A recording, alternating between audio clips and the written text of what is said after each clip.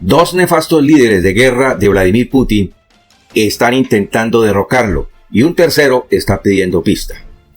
¿De quiénes se trata?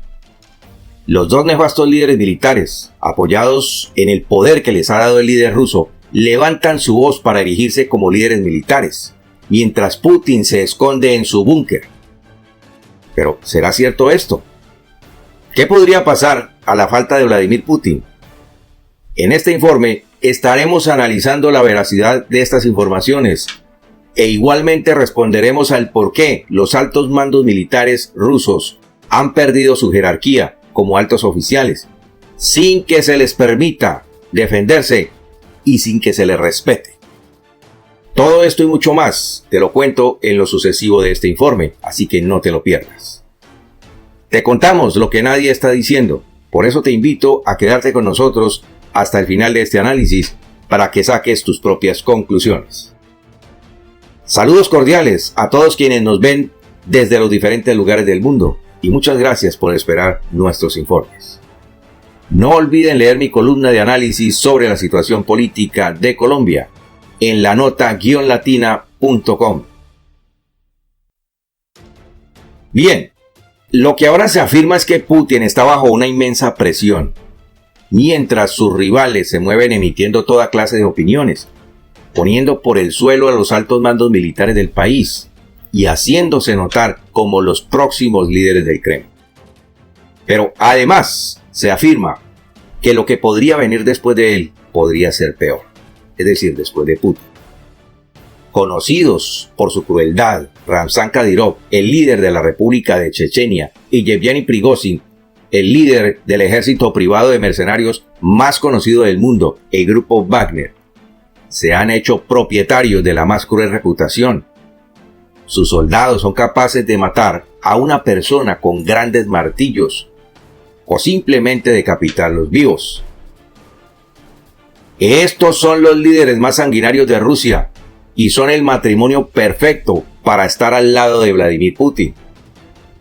El líder ruso, sabiendo que su vida ya corre peligro, aún en medio de su propia élite, se ha hecho de dos de los ejércitos más crueles del mundo para blindarse y protegerse de cualquier agresión.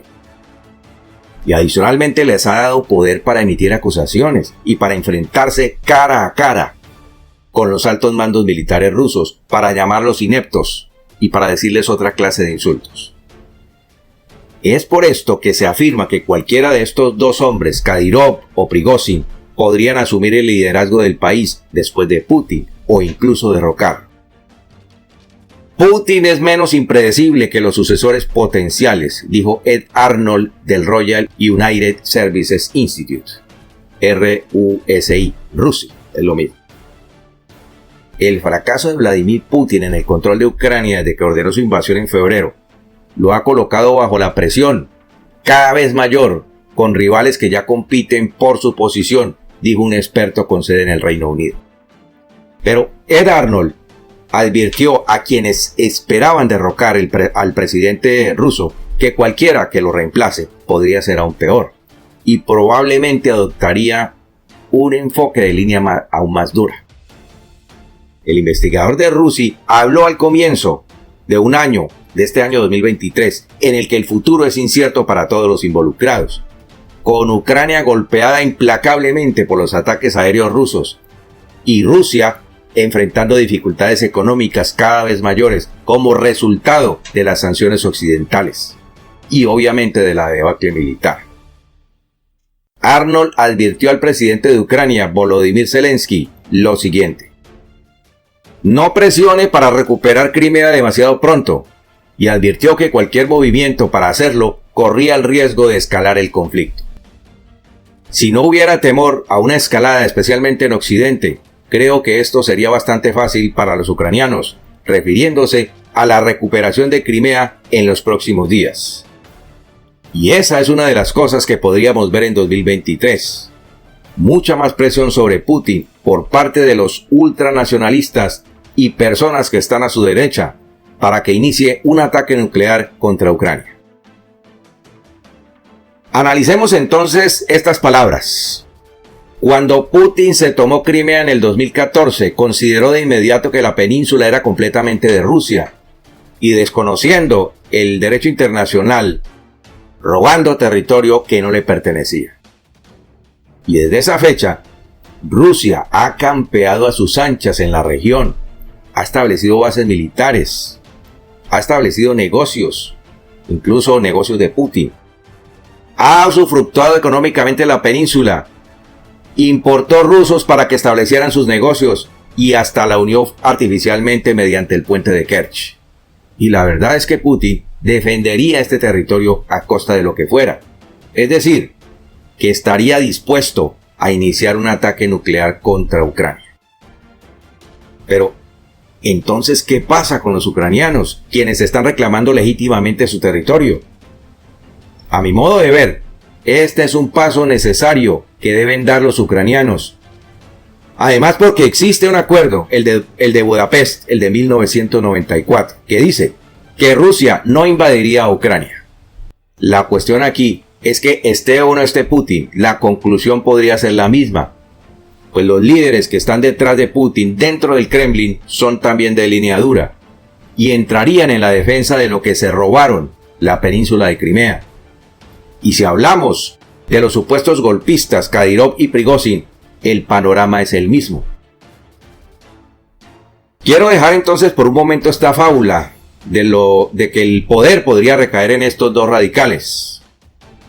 Lo que realmente está pasando es que Putin les ha permitido a estos dos hombres emitir sus opiniones acerca de lo mal que han ejecutado los altos mandos militares la operación militar especial de Putin. ¿Por qué? Porque son su carta de salvación.